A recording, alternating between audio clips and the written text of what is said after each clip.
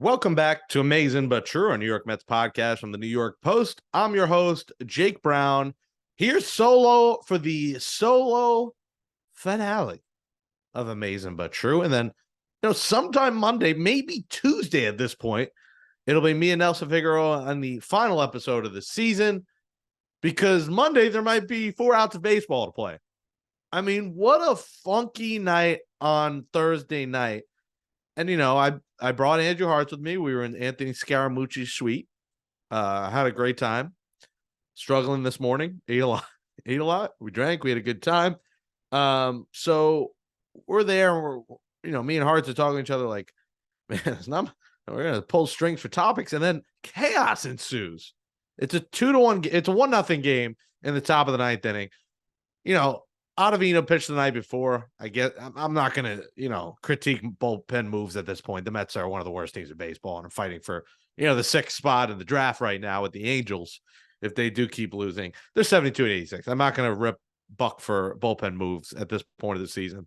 It's a moot point. But Grant Hartwig comes in, the new closer, Grant Hartwig, the 17th president of the United States of America, comes in to close the game. Of course, he blows it, Whoever else comes in, Anthony Kay comes in and officially blows it. I believe the run was charged to Hartwig. It's a 2-1 game. Soler coming up, significant to some, in the words of SVP, his at bat. And the umpires choose to put the tarp in the field. Now, whoever chose, if it was them, grounds crew, whatever, they should have looked at the forecast and seen the rain was not stopping all night long. To the point, I woke up this morning to this notification when I turned my head after a long night. A flash flood warning is in effect till 12:30 p.m. This is a dangerous and life-threatening situation. Do not attempt to travel unless you were fleeing an area subject to flooding or under an evacuation order. Yet they thought it would be a good idea to delay that game. I mean, they should have played through the rain, got through the final 4 outs, and then called it a day. Now, chaos has ensued. First off, Friday, I'm glad we waited a little bit to record this because we found out, as we expected with all the rain today, tonight, Friday night, rained out, moved to tomorrow. So we get a second doubleheader this week. This has just been pure chaos.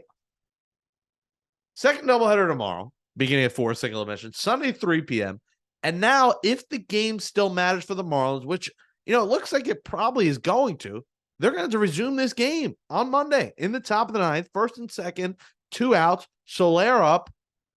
What's interesting is, what if, there's some injuries or Soler gets hurt or something, and then, they got to put up a pinch hitter for him? What if someone on the base pass gets hurt over the weekend? They got to put up a pinch runner for them. It's the whole everything around this is insane. It actually makes for, made for good content here for the show. So if the game matters Monday, it's going to count. Now, Skip Schumacher came out and was helping the grounds crew get the tarp of the field. They are pissed the hell off. This series was fumbled by whoever you want to blame. The grounds crew, the Mets. Steve Cohen apologized on Twitter. Tuesday, it stopped raining, and the field was in such bad conditions because I believe the tarp was put on backwards, and it was just a total fumbling of the tarp and getting the field conditions ready. The field was not ready to play Tuesday night. That's the only reason there was a doubleheader Wednesday. That was weird. I was like, the rain stopped Tuesday. What happened? They messed that up. Wednesday doubleheader. So that affects your pitching staff, your bullpen usage, everything on Wednesday it affects. And it's hard to sweep a doubleheader. So they split the doubleheader. They lose one of the games that they kind of need to win. Thursday happens. They get to the top of the 9th. They call the delay. Schumacher's arguing with the grounds crew guy. Some of the Marlins players out there, they're Kim Ng, who, by the way, was behind me. I was in better seats than Kim Ng during the doubleheader on Wednesday. Thank you very much. Elitist Jake. She was behind me on Wednesday during the doubleheader, about 8 rows behind me. And she's on the field. She's on the phone. Chaos ensues. We're sitting here, the DJ, whoever I don't know if it was DJ Razor, whoever it was at Citi Field, fantastic music, just great remixes. Me and Harts were just vibing, eating, having a drink, having a blast. And I tweet out, can you put the football game on the scoreboard?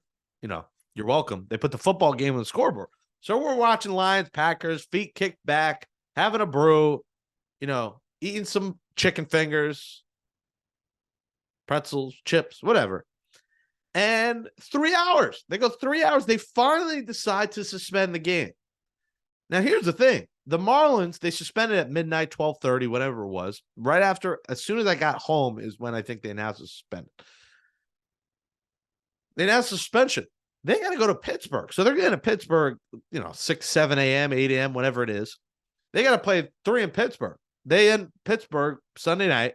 They got to come now to New York to finish the top of the ninth, and then hope they could close it out in the bottom of the ninth, which could determine a playoff spot. So if that matters and can determine a playoff spot on that Monday, I hope they let fans, because I kind of want to go, because that would be like history. You see the outs, you could either see them clinch or see a meaningless Mets game knock them out, and the game that could end up maybe affecting the Mets in the standings for the draft position. So these 4 outs Monday could have a lot of significance. And I don't think I mean, it's never happened. I mean, I'm not even going to ask the Elias Sports Bureau. I don't even need to ask Harts to look this up. It's never happened. So Monday is historic if it does happen. Now, the situation is this. The Cubs are a half game back now of the Marlins. If the Marlins finished that up, Cubs would have been a game back. The Cubs will play at the Brewers this weekend. Now, the games don't mean anything to the Brewers, but they could play spoilers and knock the Cubs out because maybe they see them in October. The Reds are 1.5. The Reds on the outside looking in, but the Reds do play the Cardinals. They are 1.5 back. So if they do sweep the Cardinals, things are in business. Now, D-backs are a game and a half up on Miami in the second wildcard spot. The problem with the D-backs is they got to play the Astros for 3 games. The Astros are in a whole can of worms in the AL that could end up in a 4-way tie. The Blue Jays, Astros, Rangers, and Mariners are chaos in that wild card AL West combination. So those games are important for the D-backs. Those games are important for the Astros. The Marlins, as I said, go to the Pirates. Cubs at the Brewers. Reds at the Cardinals. So Reds 1.5 out. Cubs half out. Miami's got a half game lead. And the D-backs are 1.5 up.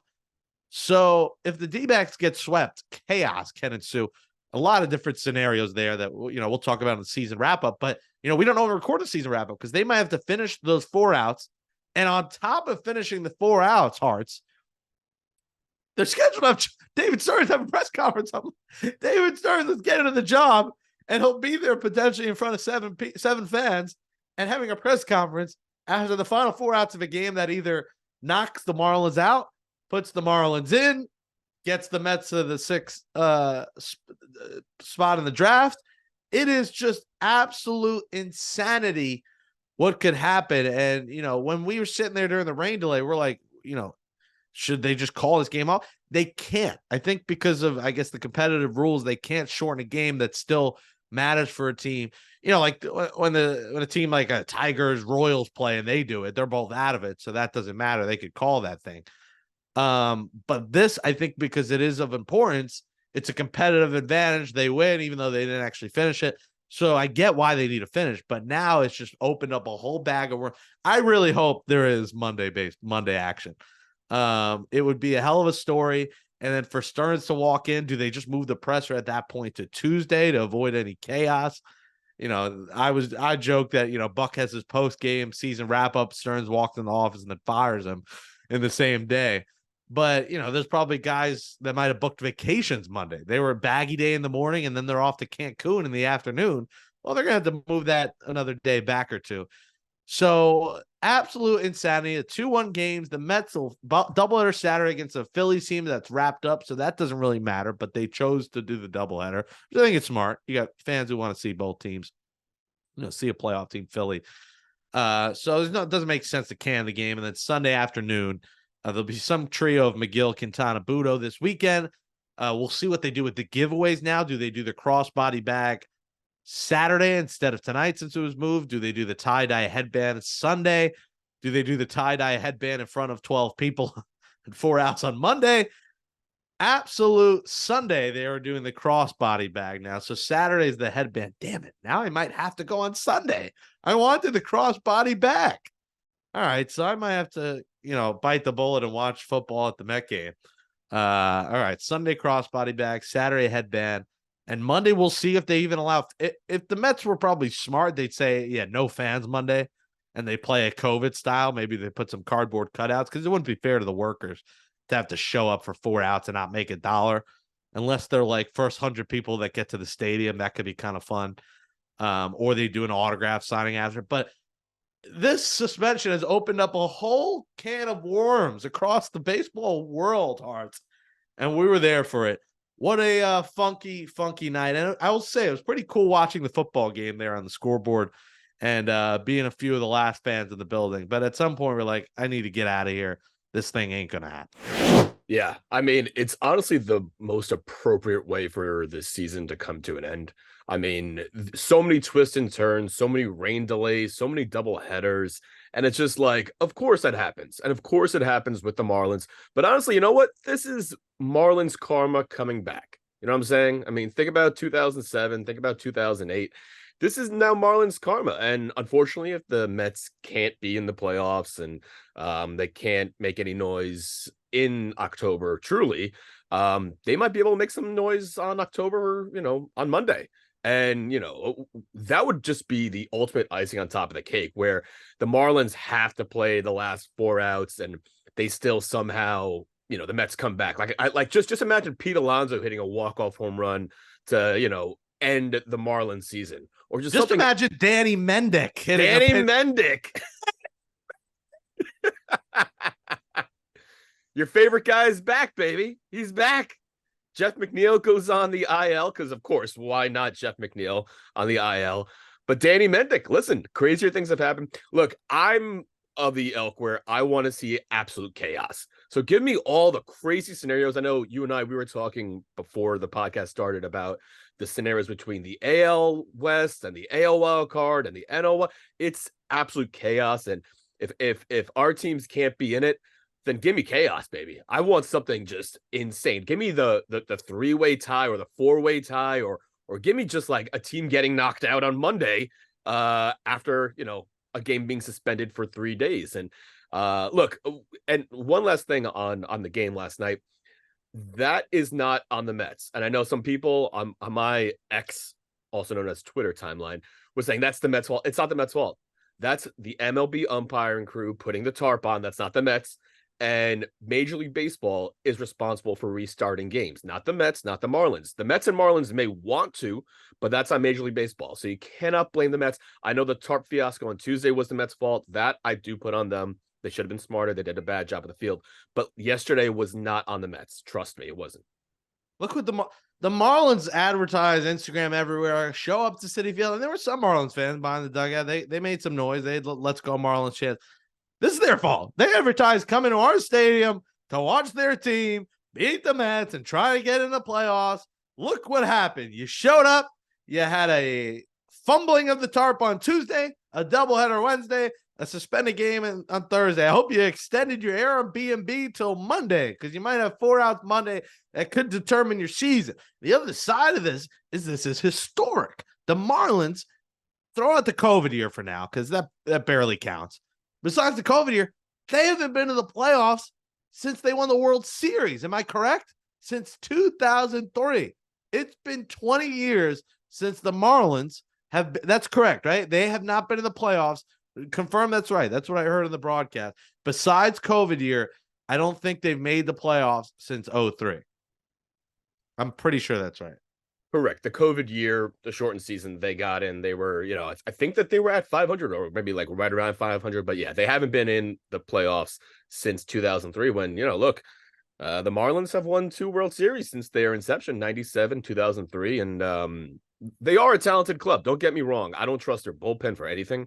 But then again, when you can't score a run in a must-win game against David Peterson, who locked them down last night, I mean, obviously he's trying to, perform for next year possibly, but he looked great. But when you can't score a friggin' run off of David Peterson, I mean, come on, man. Yeah, it was a Yeah, pitcher's duel, much to the dismay of many who had who had parlays cooking involving hits and homers and RBIs. And it turned out to be the worst offensive game possible across the league. A lot, no offense on Thursday. These bats are tired. But yeah, I mean, listen, they ended up taking the lead, so good on them coming back. But now they could potentially have to clinch their first playoff spot in a full season in 20 years on Monday after the season's over, and then confirm to make sure, is the first wildcard game set for Tuesday or Wednesday? Because there's the chance that immediately after that on Monday, they're going to have to go to either Milwaukee or Philadelphia and play. Probably, I would assume. So if they get it's 3 versus 6. If they had that last spot, they would have to go Milwaukee. If they overtake Arizona, they'll be fighting to go to Philly. So there's a good chance it's going to matter no matter what, especially if Arizona losing will make it matter because it'll affect their seating, where they're traveling. So they don't know where they're going to be traveling. So I think there's a strong chance this is happening on Monday. Yeah, as of right now, if the Marlins do get in, game 1 of the wild card series, that's on Tuesday, October 3rd. So they would either go to Philadelphia, since Philly already clinched the 1 seed for the wild card, or they would go to Milwaukee. Obviously, going from New York to Philly would be probably ideal, so you don't have to get on a flight to go to Milwaukee. But then again, you have to face the Phillies. But as of right now, yeah, I mean, it's potentially, literally making a pit stop in New York on Monday and then flying or driving out to wherever you're playing the next day if they are able to lock it up. What a bizarre turn. So the Mets will have to get one more out Monday, and then the comeback of all comebacks in the bottom of the ninth. And could it be against David Robertson? What a story that would be. David Robertson traded, not happy about it, from New York to Miami, goes to a team that's in the playoff race and could either clinch a playoff spot or ruin it. What a story. They better put David Robertson in that game. And David Robertson liked it here. So maybe he blows it on purpose and it's their season. Maybe Danny Mendick. I think I had to say a stupid name again. Maybe he, I believe the 4-hitter is whoever it will be on Monday, will lead off for the Mets. I don't think it was Alonso. Just confirm with it, because the scoreboard was saying Alonso was due up first in the bottom of the ninth. If he is, it could be chaos, but I don't think it should be Lindor, I believe. So Lindor could potentially hit a game-tying homer on Monday. I thought Alonso was the last out? Alonso made the last out, so it'll be Lindor, Vientos, and DJ Stewart coming up. Oh, baby. Let the fans in. Let us in. Let us. I went from maybe only going like last night to now I have to go Saturday because I love doubleheaders. And then I might have to go Sunday because I want the crossbody bag. And then Monday's chaos. So, if anyone gets in the stadium Monday, it's going to be me. They might not let people in. I will be in there somehow, some way. So, maybe I do the 4 outs at Citi and then go to MetLife for Giants Seahawks. Do we do a doubleheader on Monday, Harts? Should we do it? Do we see the Mets season end and the Giants season keep rolling against Geno Smith? Watch this. David Robertson faces the Mets in the bottom of the ninth at 1:00, and then 8:00. Eli's replacement, Geno Smith, faces the Giants. What a day in New York City / the swamps of East Rutherford. Oh, man. Chaos across the board. So I don't know when the next show is coming. Yes, Bartolo Colon's not on. He ghosted Figgy. Doesn't everyone? I'm just kidding. Figgy's ghosted by Bartolo. So he has got MI. So we did not have Bartolo. And final episode, we probably won't have a guest. So no guest, but we'll bring you an episode sometime next week. With how this is going, Monday could be a monsoon. They move it to Tuesday, and then they're going to push the wild card back, and all for 4 outs. Just pure insanity. You really feel bad for the Marlins, especially because Tuesday it started off brutal with the fumbling of the tarp and that happening. I mean, you kind of feel bad for him. And the Mets are just here laughing. They're like, wow, we're really just causing a mess. Imagine these games mattered for the Phillies. They locked up their spot, but there was this chance they would matter. And, they won enough where, they'll probably play this smart here with the doubleheader. Maybe, play some, pitch some minor league guys, pitch some guys that aren't going to be part of the playoffs just to play it safe here. But absolute chaos. So Saturday doubleheader, you get the tie-dye headband. I wish they did the crossbody bag still Saturday. Other people really bought tickets for the headband. Come on. So I guess I'll be there all weekend. And we'll be back sometime Monday, Tuesday. We'll be back after Stern speaks. So because we got to see what he says, see that presser, and we'll do a season wrap-up. We're expecting, it'll be announced at some point to be at the QBC for a live pod, December 2nd, I believe it is, at the 4 Points, Flushing, Sheridan. So stay tuned on social media for that. But absolute chaos here in Metsland. 30-30 from Lindor. We didn't mention that. Congrats to him. After a rough couple of months, Lindor turned it around and ended up having a nice season. Now, next year, you got to start off good. I like Lindor. He's good. But he's got to do it over the course of the year because the first couple of months, the Mets sucked, and that's a part of it. Your big hitters not hitting. So Lindor's got to have a good full season. He transformed it, but I'd like to see that over the course of the full year. The other topic was Juan Soto. Juan Soto discussions, very interesting. Now, Mets fans argued with me on Twitter that why, if they're not winning next year, which I'm still not sold on. I don't think you should be sold that this is not going to be a good team next year.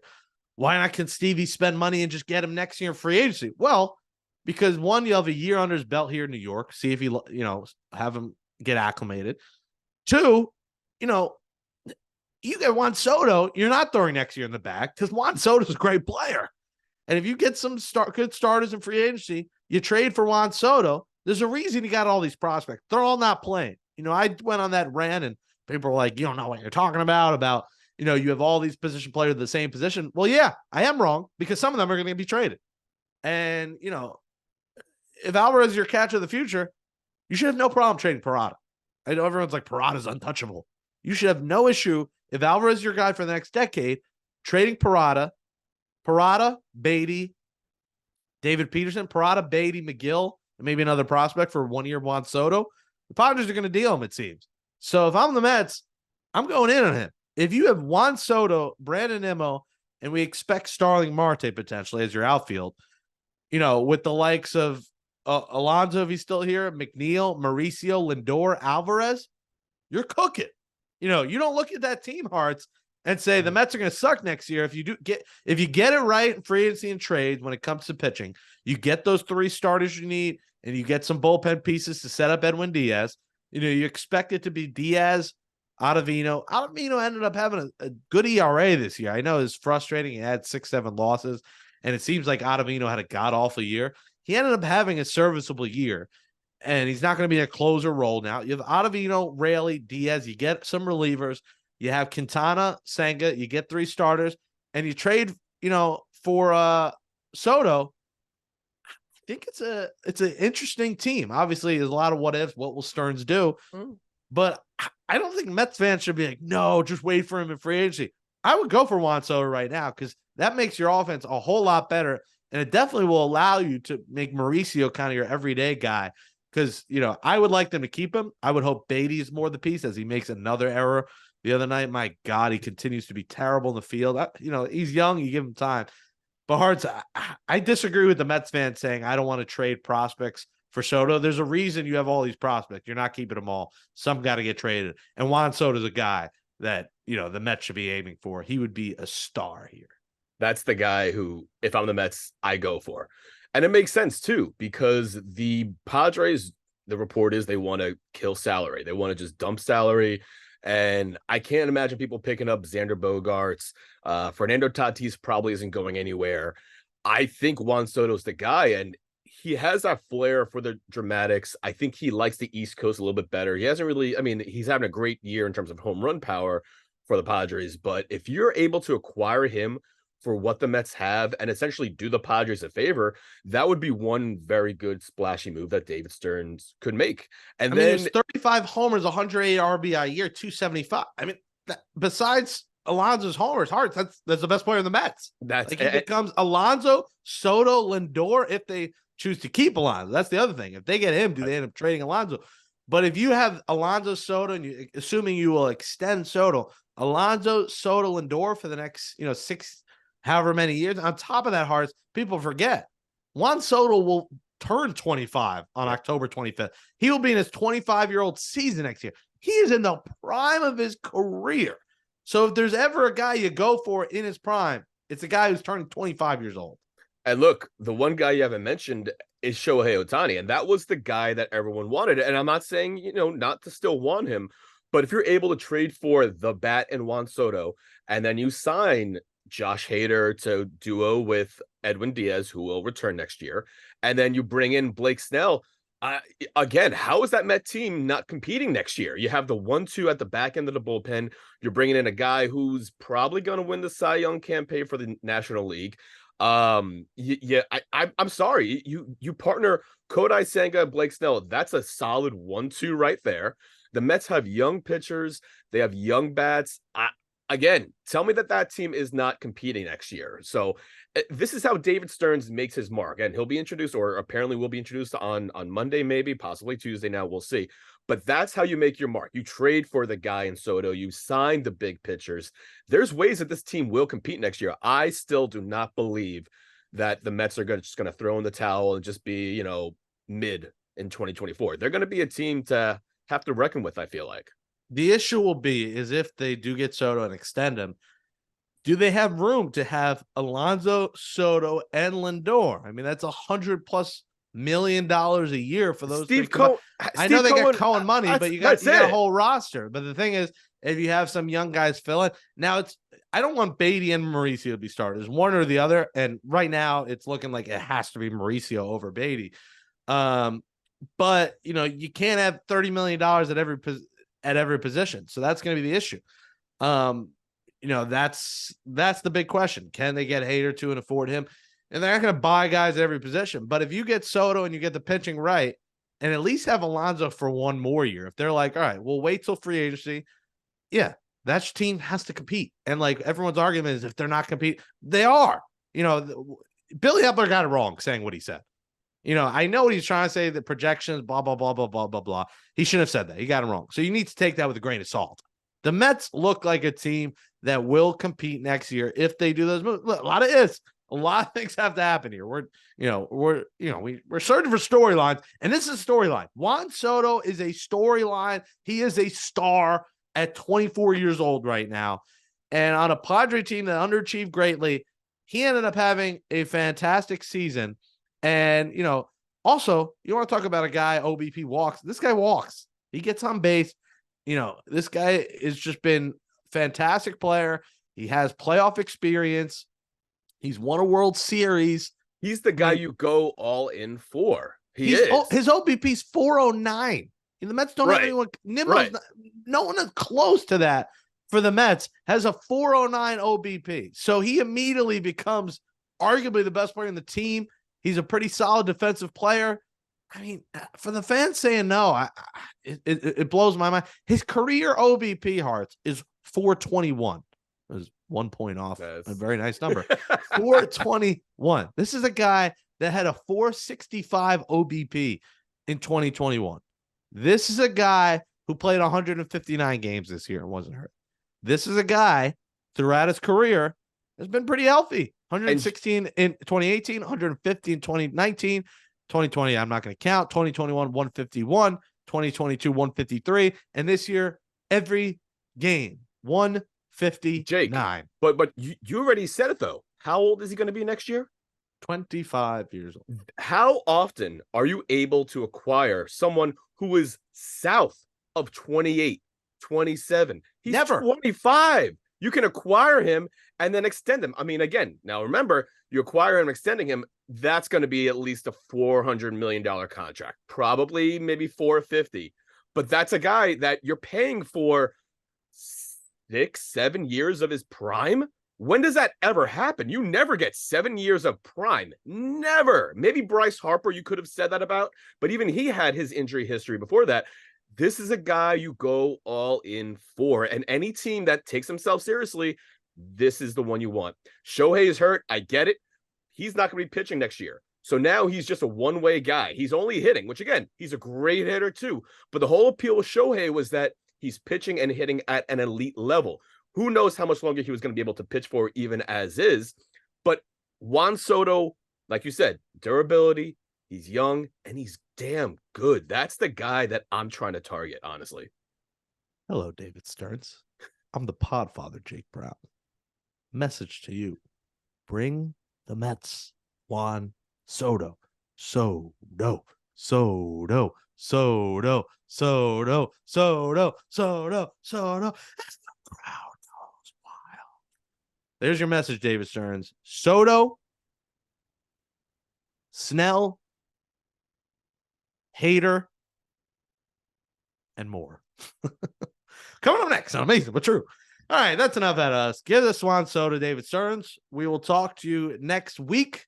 Subscribe wherever you get podcasts. We're not going to edit a whole close. This is going to be the close right here. We're just going to do it right here. Subscribe to Amazin But True wherever you get podcasts. Watch the New York Post Sports YouTube page. Give us a 5-star review wherever you get podcasts. Thumbs up below. Comment below. Do you want Juan Soto? Do you want Josh Hader? Do you want Josh Soto? Do you want Juan Soto? We'll take both. Buy one, get one free. Comment below. Do you want Juan Soto? Will you trade for him?